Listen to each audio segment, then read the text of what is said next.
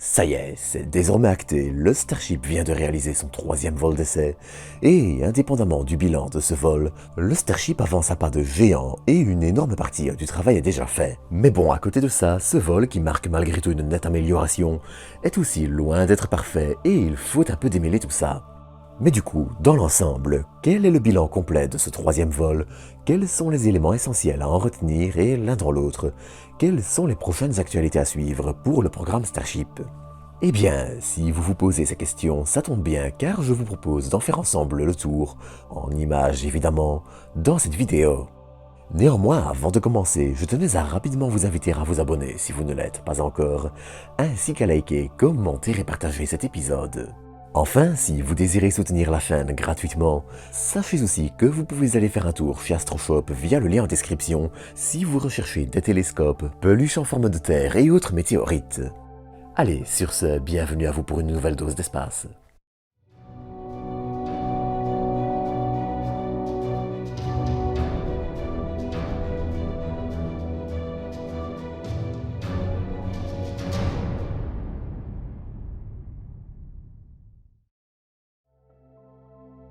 Avant de commencer cet épisode, je tenais à mentionner un point qui me semble important.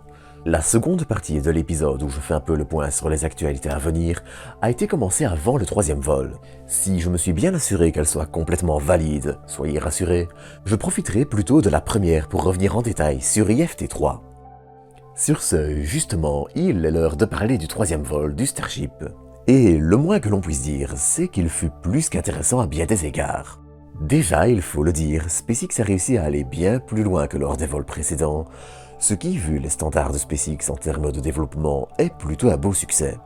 Tout d'abord, et comme d'habitude, et ces seuls deux mots sont déjà assez faux à dire même si la réalité est un peu plus complexe, le Starship allait réussir à s'arracher de son pas de tir sans aucune difficulté. L'étape suivante allait être la séparation, instant où Super Heavy éteint 30 de ses 33 moteurs et où Starship allume ses 6 moteurs pour se séparer. Si la dernière fois, cette étape allait mener à la perte de Super Heavy lors du rallumage de ses moteurs pour son boost de backburn, qui lui permet de se repropulser vers sa zone d'atterrissage, cette étape assez délicate allait être réussie sans problème majeur. Malheureusement, les choses allaient un peu se compliquer par la suite pour Super Heavy. Ce dernier, qui devait rallumer une partie de ses moteurs pour se poser dans le golfe du Mexique, allait en effet s'écraser très violemment à plus de 1100 km/h. Il faut dire que, si on analyse les images, le comportement de Super Heavy a été assez problématique durant son retour. Rotation importante difficilement compensée par les ailerons, moteurs qui s'allument trop tard et s'éteignent directement. Cette partie du vol souffre clairement de problèmes sur lesquels SpaceX devra travailler pour le prochain vol, mais qui sont aussi probablement loin d'être critiques. D'ailleurs, ils sont peut-être même en partie logiciels et non directement matériels, mais là je fais énormément de spéculations. De son côté, en revanche, le Starship allait continuer de se placer sur sa presque orbite sans difficulté, lui permettant de réaliser plusieurs essais importants. Le plus attendu était notamment un essai de transfert de carburant entre les réservoirs principaux du Starship et le réservoir situé au bout de sa coiffe. Cet essai, j'en avais déjà parlé, permettait de valider de premières technologies pour le développement du ravitaillement en orbite, qui sera essentiel au Starship lunaire pour rejoindre la Lune et permettre aux astronautes d'Artemis 3 de se poser sur notre satellite d'ici quelques années. S'il est encore trop tôt, bien sûr, pour dire à quel point cet essai est réussi, les premières informations semblent plutôt positives, même s'il faut rappeler que beaucoup de chemin reste encore à faire dans le domaine. Mais un peu avant ça, on allait aussi avoir droit à un essai d'ouverture de la porte du Starship qui servira au déploiement des satellites Starlink V2, porte qui allait hélas se comporter de façon assez étrange. On la voit en effet à un moment se rouvrir, ce qui n'était pas du tout prévu, et SpaceX laissa entendre que certains des tests menés lors de ce vol nécessitaient plus d'analyse, laissant, on ne va pas se mentir, le public dans un certain flou. Il faut néanmoins, et c'est important pour la suite, noter que si cette porte se refermait mal, elle représentait un risque structurel pour le Starship lors de sa réentrée, qui pouvait dans l'absolu mener à sa destruction.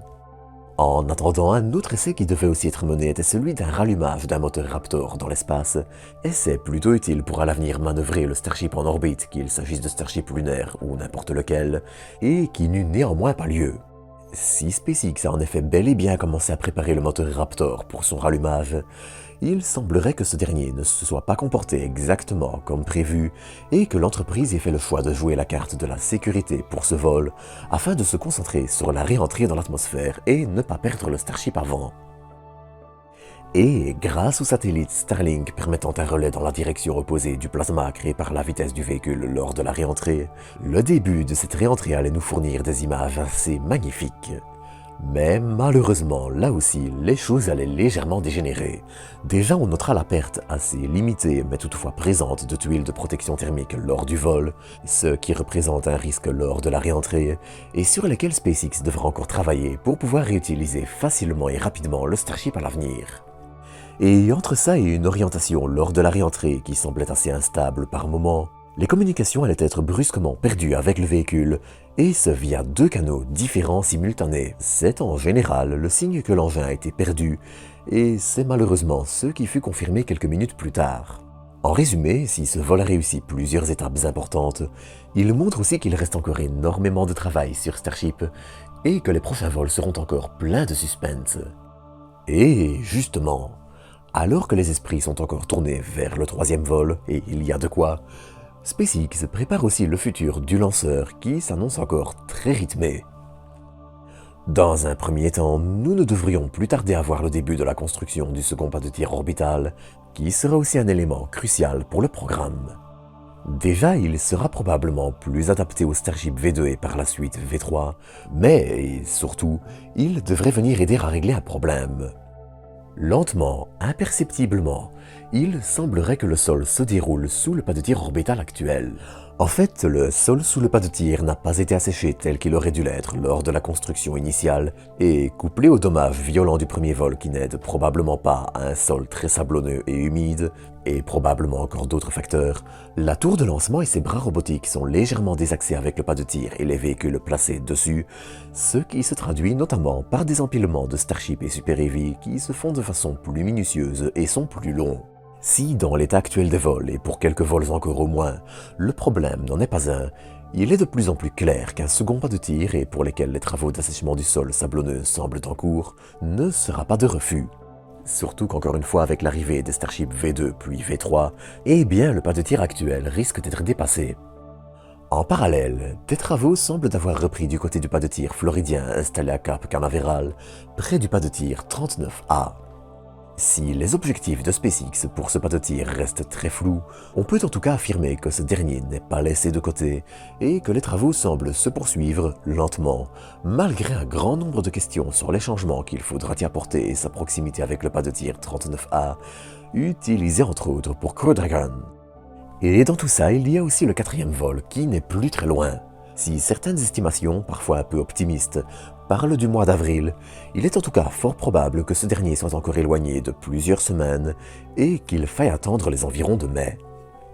Bien évidemment, cette estimation dépend aussi et grandement du retour d'expérience de ce 3e vol et des possibles anomalies détectées par SpaceX, des changements qu'il faudra peut-être apporter qui peuvent aller de problèmes structurels avec la porte de la soute, des tuiles de protection thermique, du comportement du Super Heavy, des systèmes de guidage et encore bien d'autres.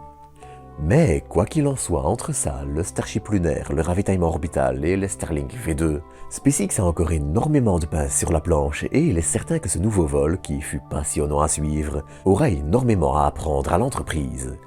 Mais ça, j'en reparlerai encore très bientôt. D'ici là, à bientôt pour de nouvelles doses d'espace.